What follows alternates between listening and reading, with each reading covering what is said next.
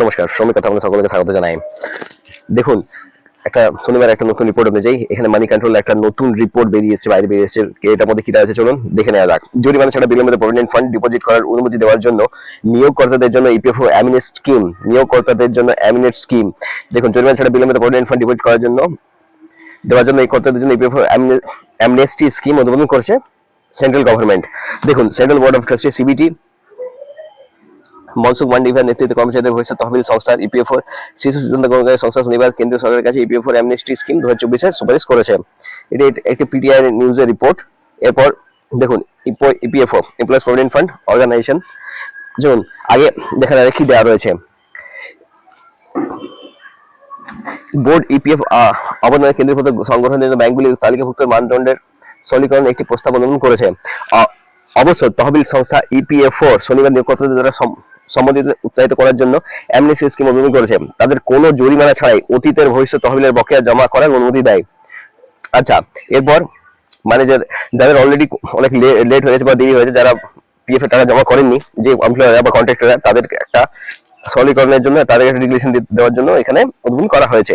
Central board of trustee CBT শ্রমমন্ত্রী মনসুখ মান্ডিভিয়ার নেতৃত্বে কর্মচারীদের ভবিষ্যৎ তহবিল সংস্থা ইপিএফও শীর্ষ সিদ্ধান্ত গ্রহণকারী সংস্থা শনিবার কেন্দ্রীয় সরকারের কাছে ইপিএফও অ্যামনেস্টি স্কিম 2024 সুপারিশ করেছে। শ্রম মন্ত্রকের বিবৃতিতে বলা হয়েছে এই উদ্যোগটি নিয়োগকর্তাদেরকে শাস্তি বা আইনি প্রতিক্রিয়ার সম্মুখীন না করে অতীতের অসম্মতি বা কম সম্মতিগুলি স্বেচ্ছায় প্রকাশ করতে এবং সমস্ত সংশোধন করে উৎসাহিত করার জন্য ডিজাইন করা হয়েছে বলে এটি জানা গেছে। এরপর দেখুন, নিয়োগকর্তাদের কাছ থেকে এটি সহজ অনলাইন খসড়া স্কিমগুলির সুবিধা পেতে যথেষ্ট হবে। স্বেচ্ছাসেবী সম্মতির জন্য একটি সীমিত উইন্ডো প্রদান করে এই স্কিমের লক্ষ্য হলো আরো বেশি কর্মচারীকে সামাজিক নিরাপত্তা সুবিধা প্রসারিত করা, নিয়োগকর্তাদের সাথে আস্থা পুনর্নির্মাণ এবং কর্মী বাহিনীর আনুষ্ঠানিকরণকে উন্নত করা।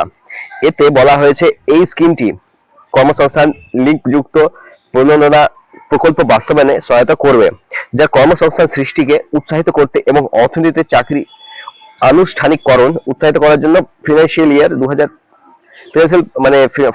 2025 বাজেটে ঘোষণা করা হয়েছিল। এরপর দেখুন, বিবৃতি অনুসারে বেশ কয়েকটি ছোট প্রতিষ্ঠান এমএসএমই সেক্টরের অধীনে বা অন্যথায় ইএলআই স্কিমের অধীনে সুবিধাগুলি পেতে ইচ্ছুক হতে পারে। ইপিএফও এর অধীনে নথিভুক্ত করার বিষয়ে চিন্তিত হবে। এই অ্যামনেস্টি স্কিম তাদের কোনো ভয় বা অতিরিক্ত আর্থিক বোঝা ছাড়াই নথিভুক্ত করার আত্মবিশ্বাস প্রদান করবে। ইতিমধ্যে বোর্ড ইপিএফও স্কিম 1952 একটি সংশোধনী অনুমোদন করেছে, যার অধীনে নিষ্পত্তির তারিখ পর্যন্ত সদস্যদের সুদ দেওয়া হবে। বিদ্যমান বিধান অনুসারে মাসের 24 তারিখ পর্যন্ত নিষ্পত্তি হওয়া দাবির জন্য শুধুমাত্র পূর্ববর্তী মাসের শেষ পর্যন্ত সুদ প্রদান করা হয়। এই সংশোধনের ফলে ইপিএফও সদস্যদের আরো আর্থিক সুবিধা হবে এবং অভিযোগ কমবে। এখন পর্যন্ত সদস্যদের আগ্রহের ক্ষতি এড়াতে প্রতি মাসের 25 তারিখের শেষের মধ্যে সুদ বহনকারী দাবিগুলি প্রক্রিয়া করা হয়। সংশোধনের পরে দাবিগুলি পুরো মাসে প্রক্রিয়া করা হবে, যার ফলে ঝুলে থাকা হ্রাস, সময় মতো নিষ্পত্তি এবং সম্পদের অপটিমাইজড ব্যবহার হবে। বোর্ড এপ্রিল 2024 থেকে পূর্ববর্তী প্রভাবের সাথে ইডিএলআই মানে হচ্ছে employees deposit linked insurance scheme 1976 কর্মচারীদের আমানত লিঙ্ক যুক্ত বীমা সুবিধার বর্ধিতকরণকেও অনুমোদন করেছে। এই স্কিমের অধীনে 2.5 লক্ষ থেকে 7 লক্ষ টাকার মধ্যে একটি বীমা কভার প্রদান করা হয়। মৃত্যুর ক্ষেত্রে সদস্য ইপিএফ সদস্যদের নিরবচ্ছিন্ন সুবিধা নিশ্চিত করতে 6385.34 কোটি টাকার উদ্বৃত্ত নির্দেশ করে অ্যাচুয়ারিয়াল মূল্যায়ন দ্বারা সমর্থিত প্রস্তাবটি অনুমোদন হয়েছে।